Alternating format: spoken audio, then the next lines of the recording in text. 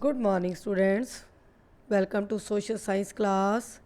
Dear students, today we are going to start a new chapter from your social science book from history part, chapter number 13, and the name of the chapter is Delhi Sultanate.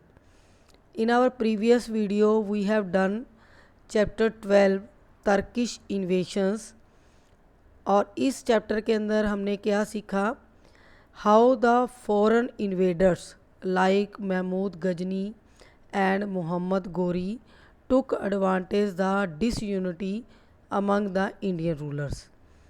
ठीक है, और इस disunity का उन्होंने फ़ायदा उठाते हुए India के अंदर क्या किया था, युद्ध किया, यहाँ पर प्लंडरिंग की, लूटिंग की, और जो मोहम्मद गोरी था उसने तो सल्तनत डायनेस्टी की फाउंडेशन डाल दी। मोहम्मद गोरी ने 1794 में जयचंद को हराया। ओके, और उसके बाद वो यहाँ पर जो जीते हुए इलाके थे, जो टेरिटरीज़ उसने जीत ली थी इंडिया के अंदर, लाहौर, सिंध, पेशावर और दिल्ली तक का जो इलाका था उसने अपने कब्ज़े में ले लिया था। और यहाँ पर कुतुबुद्दीन ऐबक जो उसका एक स्लेव था उसको यहाँ का गवर्नर बनाकर वो वापस गौर अपनी एम्पायर में अफ़गानिस्तान चला गया। तो इस चैप्टर के अंदर हम 5 डायनेस्टीज़ के बारे में पढ़ेंगे जो मोहम्मद गोरी के बाद इंडिया के अंदर उनकी स्टार्टिंग होती है। ठीक है, तो 1206 से लेकर 1526 तक का जो टाइम पीरियड है, नियर अबाउट 320 ईयर्स।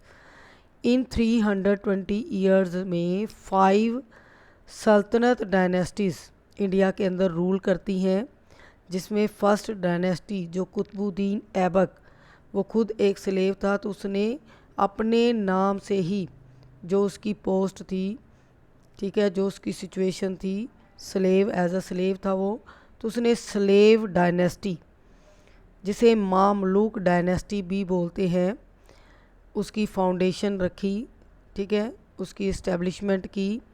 और उसके बाद इस डायनेस्टी में बहुत सारे रूलर्स हुए। फिर सेकंड डायनेस्टी आ गई, ठीक है, खलजी डायनेस्टी। इसके बारे में हम इस चैप्टर के अंदर डिस्कस करेंगे। खलजी डायनेस्टी के बाद आती है तुगलक डायनेस्टी। ओके, और तुगलक डायनेस्टी के बाद आती है नेक्स्ट डायनेस्टी, उसका नाम क्या है, सैयद डायनेस्टी। और लास्ट और 5th डायनेस्टी, सल्तनत डायनेस्टी, कौन सी डायनेस्टी थी, लोधी डायनेस्टी। और लोधी डायनेस्टी के लास्ट रूलर इब्राहिम लोधी को 1526 CE में जो है पानीपत के युद्ध में बाबर ने हरा दिया। और उसके बाद जो सल्तनत डायनेस्टीज थी उनका एंड हो गया इंडिया के अंदर। और उसके बाद जो मुग़ल डायनेस्टी थी उसकी स्टार्टिंग हो जाती है। वो भी हम आने वाले चैप्टर्स में, जो नेक्स्ट चैप्टर्स हैं, उसमें डिस्कस करेंगे। So let's start the reading of this chapter. During the late 12th century, okay, 1172 से 1290 तक, लेट 12th सेंचुरी बोला जाता है इसको, इंडिया वार डिवाइडेड इनटू मैनी स्मॉल और लार्ज स्टेट्स। 12th सेंचुरी के एंड में जो इंडिया की सिचुएशन थी, पॉलिटिकल सिचुएशन क्या थी कि इंडिया जो था स्मॉल और लार्ज स्टेट्स में डिवाइड था। There was a lack of unity among different rulers. जो रूलर्स थे यहाँ पर, जो स्मॉल और लार्ज किंगडम के राजा थे, शासक थे, उनमें किस चीज़ की कमी थी, यूनिटी की।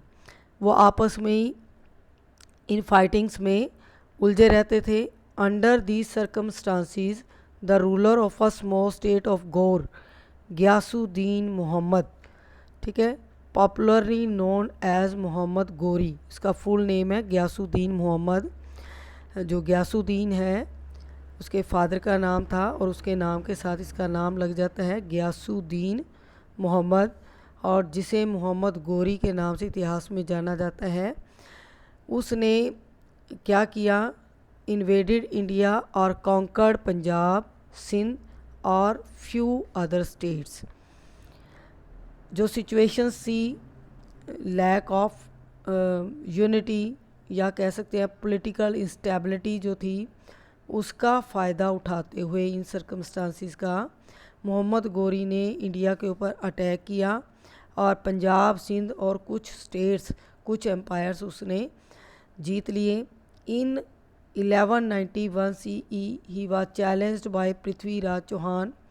1191 में पृथ्वीराज चौहान ने, जो दिल्ली और अजमेर का उस वक्त राजा था, राजपूत राजा था, उसने मोहम्मद गोरी को बहुत बुरी तरीके से हरा दिया। Held by many Rajput rulers he defeated Mohammad Ghori, क्योंकि उस वक्त उसको बहुत सारे जो आसपास के स्मॉल किंगडम्स थे उन्होंने हेल्प की। और मोहम्मद गोरी जो था इस फर्स्ट युद्ध में जो 1191 में लड़ा गया उसमें हार गया। Who somehow manage to escape, और फिर हारने के बाद मोहम्मद गोरी कुछ टाइम के लिए, एस्केप क्या होता है, छिप जाना या वापस चले जाना, अदृश्य हो जाना, ठीक है, क्योंकि उसको हार मिली थी तो अब वहाँ से वो चला गया। और बट विद ग्रेटर प्रेपरेशन, लेकिन 1 साल तक जो वो एस्केप रहा, अदृश्य रहा, अंडरग्राउंड रहा, उस 1 साल में उसने क्या की, बहुत सारी सैनिक तैयारी की, प्रेपरेशन की, और help of Jaichand, rival of Prithviraj Chauhan. Jaichand जो पृथ्वीराज चौहान का एक राइवल था, एक शत्रु था। गोरी डिफीटेड पृथ्वीराज इन 1192 CE। तो मोहम्मद गोरी ने पृथ्वीराज चौहान को जयचंद की हेल्प से, जयचंद जो था कभी पृथ्वीराज चौहान का, ठीक है, राइवल नहीं, फ्रेंड हुआ करता था, लेकिन कुछ मिसअंडरस्टैंडिंग से उनके आपस में डिस्प्यूट्स हो गए, ठीक है, उसकी वजह से पृथ्वीराज चौहान और जयचंद एक दूसरे के एंटी हो गए। फर्स्ट जो तराइन का युद्ध होता है 1191 में, उसमें हमने पढ़ा कि पृथ्वीराज चौहान की जीत हो जाती है। क्यों? क्योंकि उस वक्त जयचंद भी उसको सपोर्ट करता है, लेकिन जयचंद की एक लड़की थी श्योंगिता, और उसका और पृथ्वीराज चौहान का आपस में बहुत संबंध था गहरा। वो एक दूसरे से शादी करना चाहते थे, लेकिन जयचंद ये पसंद नहीं करता था, क्योंकि जयचंद की इंसल्ट पृथ्वीराज चौहान के नाना ने कर दी थी, ठीक है, क्योंकि जयचंद जो था वो लोअर कास्ट से बिलोंग करता था, बट वो रूलर था। लेकिन पृथ्वीराज चौहान जो एक राजपूत राजा था, उसके नाना ने ये पसंद नहीं किया, तो उसकी वजह से जयचंद जो था वो नाराज़ हो गया, और वो रिलेशन भी पसंद नहीं करता था पृथ्वीराज चौहान के साथ उसकी बेटी के। तो ये आपस में इनकी कन्फ्लिक्शंस थी और वो राइवल बन चुके थे। तो फर्स्ट वार जो था, जब जयचंद ने सपोर्ट किया पृथ्वीराज चौहान को, तो वो युद्ध जीत गया। लेकिन सेकंड वार जब तराइन का युद्ध हुआ 1192 में, मोहम्मद गोरी ने इन्वेड किया पृथ्वीराज चौहान की टेरिटरी के अंदर, आक्रमण कर दिया। तो क्या हुआ, जयचंद ने उसको पहले से ही सारा कुछ बता दिया कि जो वार स्ट्रेटजी है वो क्या है। इसकी वजह से जो थी मोहम्मद गोरी की सेना जीत गई और पृथ्वीराज चौहान इस युद्ध में हार गया। Though there were many rulers with Prithviraj he were defeated and killed. इसके साथ साथ बहुत सारे और भी जो राजपूत राजा थे स्मॉल किंगडम्स के, वो पृथ्वीराज चौहान के साथ जो दे रहे थे वो हार गए और युद्ध में मारे गए। द तर्क्स कैप्चर्ड अजमेर और दिल्ली। जो तुर्क थे उन्होंने किसको कैप्चर कर लिया, अजमेर और दिल्ली को। यहाँ पर किसका रूल था, पृथ्वीराज चौहान का। Later on Jaichand was also killed in battle in 1194 CE। और बाद में फिर मोहम्मद गोरी जयचंद के साथ एक युद्ध करता है, और इस युद्ध में जयचंद को जो है मार देता है मोहम्मद गोरी, और 1194 में जयचंद की भी डेथ हो जाती है। Mohammad Ghori return to Ghor with a large booty. Mohammad गोरी गौर राज्य में वापस चला जाता है। बूटी क्या होता है, जो लूट पाट का सामान होता है, बहुत सारी मनी, यहाँ से उसने वेल्थ जो थी लूट ली थी, और वो सारी वेल्थ को साथ लेकर वापस चला गया। He appointed Qutbuddin Aibak as his deputy in India. और जो टेरिटरीज़ जैसे दिल्ली, अजमेर, पंजाब, सिंध और बहुत सारे छोटे बड़े राज्य उसने जीत लिए थे, उस पूरी एम्पायर के अंदर कुतुबुद्दीन ऐबक को उसने अपना एक डिप्टी, एक गवर्नर अपॉइंट कर दिया। On 15 March 1206 Mohammad Ghori was killed by a Khokhar soldiers. तो जब वो गुजरात से वापस लौट रहा था अफ़गानिस्तान जाने के लिए, तो पाटन एक जगह है गुजरात के अंदर, वहाँ पर खोखर जो सोल्जर्स थे उन्होंने उसको मार दिया, उसका मर्डर कर दिया। The command of Indian territory came under Qutbuddin Aibak. अब कुतुबुद्दीन ऐबक जो एक गवर्नर के रूप में अपॉइंट हुआ था किसकी टेरिटरी में, मोहम्मद गोरी की, जिसको जीता था उसने, उस टेरिटरी का वो क्या बन गया, राजा बन गया। उसने अपने आप को वहाँ का क्या डिक्लेयर कर दिया, रूलर, एक राजा। जो गोरी का एक स्लेव था, एक दास था, और वो क्या बन गया, एक किंग बन गया। Aibak establish the slave dynasty in India. फिर कुतुबुद्दीन ऐबक ने 1206 में दिल्ली के अंदर वो राजगद्दी पर बैठा और स्लेव डायनेस्टी की नींव डाल दी, यानी कि स्लेव डायनेस्टी की शुरुआत इंडिया में हो गई। तो हम इस मैप के अंदर देख सकते हैं 13वीं सेंचुरी में जो दिल्ली सल्तनत थी और जो मोहम्मद गोरी का एम्पायर था, देखो कितना वास्ट था, यहाँ तक उनका कब्जा था और ये टेरिटरी उनके अंडर थी। और ये देखो ये गौर है, यहाँ से वो इंडिया के अंदर आता है, इन्वेड करता है लाहौर, मुल्तान, ठीक है, इसके ऊपर सिंध है, उसको जीत लेता है और दिल्ली और अजमेर के अंदर, अजमेर कहाँ था, राजस्थान में, ये रहा अजमेर और ये दिल्ली, तो यहाँ पर अटैक करके अब यहाँ पर जो पृथ्वीराज चौहान के पास टेरिटरी थी, जो इंडिया की बाकी की टेरिटरी थी, उसके ऊपर भी इनका कब्जा हो जाता है क्योंकि पृथ्वीराज चौहान युद्ध में हार जाता है। तो यहाँ पर हम पढ़ेंगे फर्स्ट डायनेस्टी, सलेव और मामलुक डायनेस्टी 1206 से लेके 1290, ठीक है। कितने ईयर्स इन्होंने रूल किया, 84 ईयर्स। तो स्लेव डायनेस्टी की जो है इस्टेब्लिशमेंट किसने की थी, कुतुबुद्दीन ऐबक। तो ये फर्स्ट रूलर बना यहाँ पर सल्तनत पीरियड का, और इसका रूलिंग टाइम है 1206 से 1210, नियर अबाउट 4 ईयर्स इसने इंडिया के अंदर क्या किया था, इसका रेन था, राज था। He founded the slave dynasty as most of the rulers of this dynasty were slaves, ठीक है। स्लेव डायनेस्टी की नींव जिस रूलर्स ने रखी, ठीक है, उसके जो मोस्ट ऑफ द रूलर्स थे वो क्या थे, स्लेव्स थे, यानी वो स्लेव्स के ही चिल्ड्रंस थे, यानी उनके बच्चे थे। Aibak establish a strong kingdom based on military power. Aibak ने इंडिया के अंदर एक बहुत स्ट्रॉन्ग किंगडम इस्टेब्लिश की क्योंकि उनकी जो मिलिट्री पावर थी वो बहुत ही ज़्यादा स्ट्रॉन्ग थी, पावरफुल थी। उसके बेस पर कुतुबुद्दीन ऐबक ने स्लेव डायनेस्टी की फाउंडेशन डाली।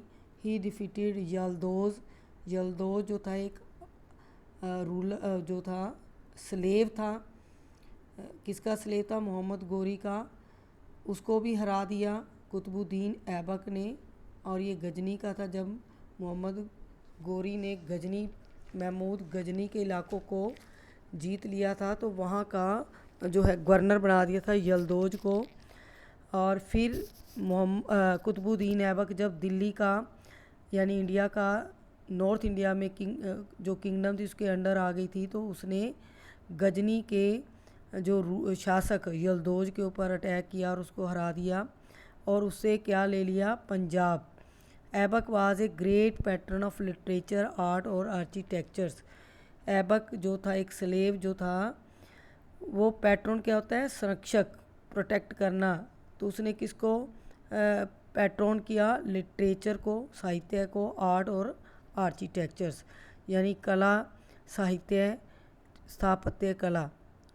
आर्किटेक्चर क्या होता है, the art of constructing buildings, palaces, उसको आर्किटेक्चर में काउंट करते हैं।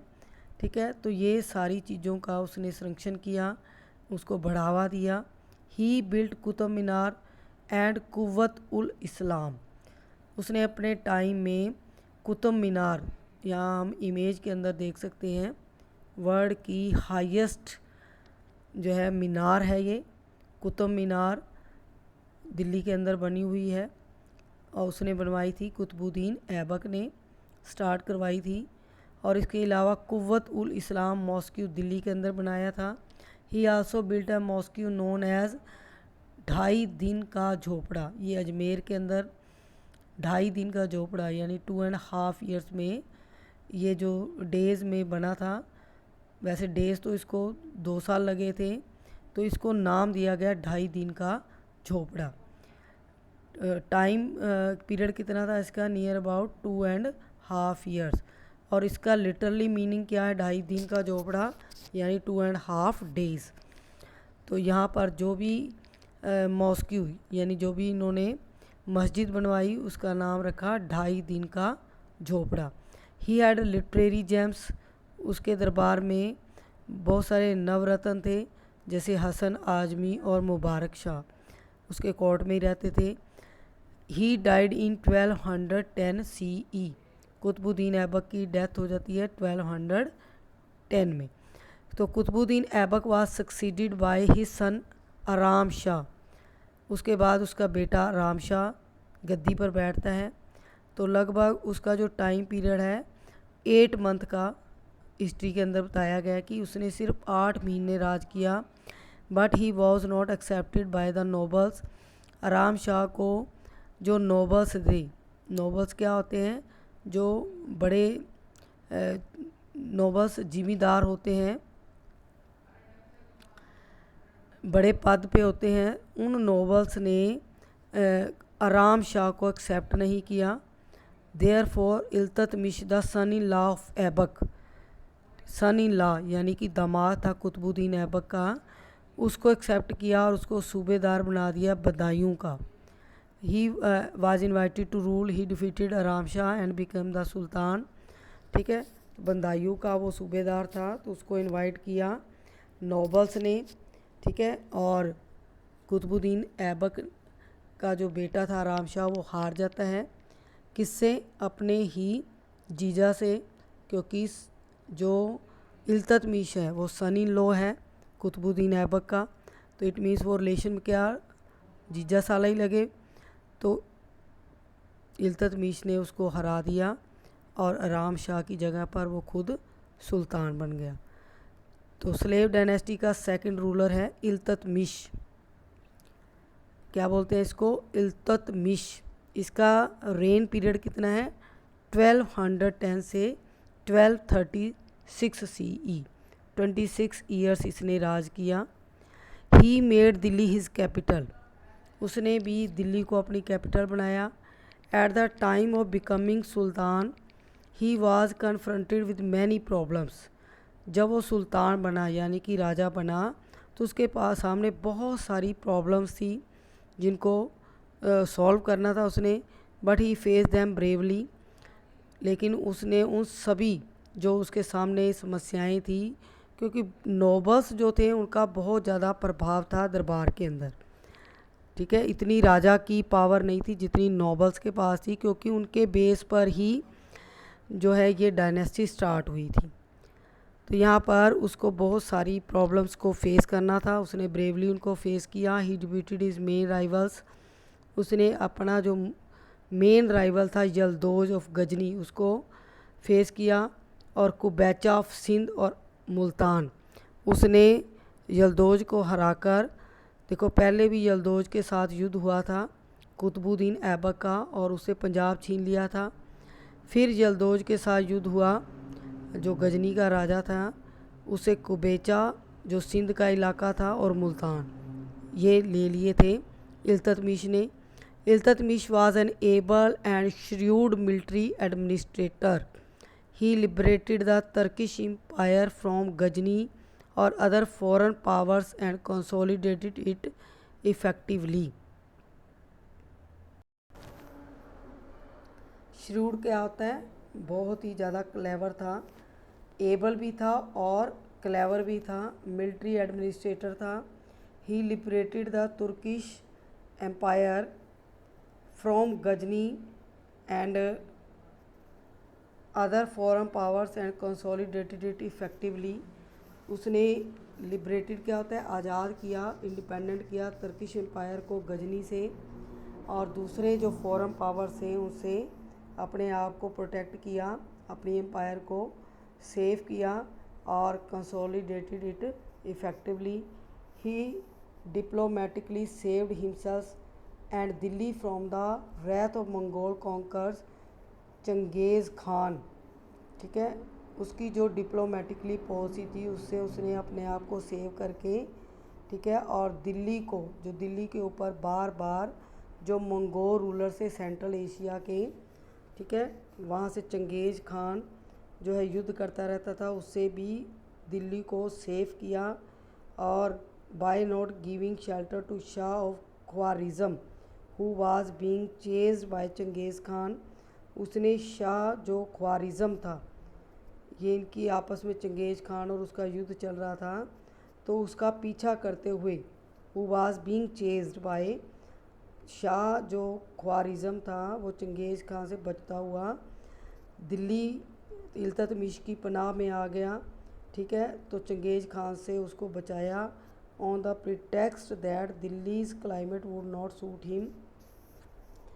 ठीक है, लेकिन दिल्ली जो था उसके लिए सूटेबल नहीं था, क्योंकि चंगेज़ भी एक बहुत बड़ा वॉरियर हुआ है।